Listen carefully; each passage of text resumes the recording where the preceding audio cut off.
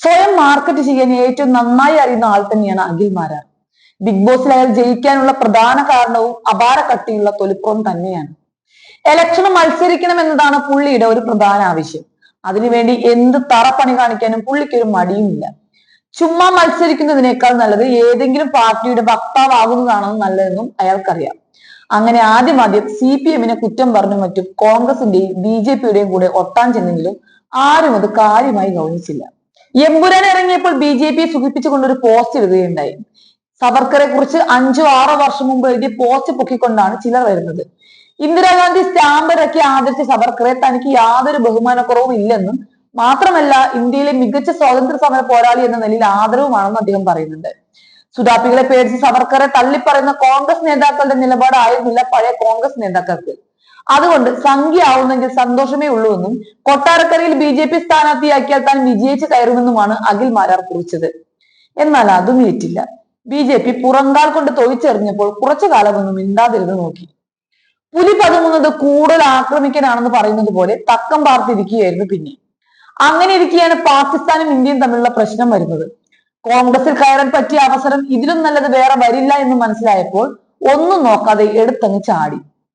പക്ഷെ ഇപ്രാവശ്യം ഉന്നം കുറച്ചു തെറ്റിയെന്നാണ് കേട്ടത്.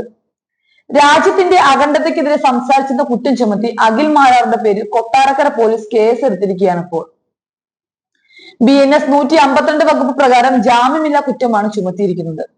സാമൂഹിക മാധ്യമങ്ങളിൽ ദേശവിരുദ്ധ പരാമർശം നടത്തിയെന്നാരോപിച്ച് അഖിൽ മാരാർക്കെതിരെ BJP കൊട്ടാരക്കര മണ്ഡലം അധ്യക്ഷൻ അനീഷ് കിഴക്കേക്കര പരാതി നൽകിയിരുന്നു.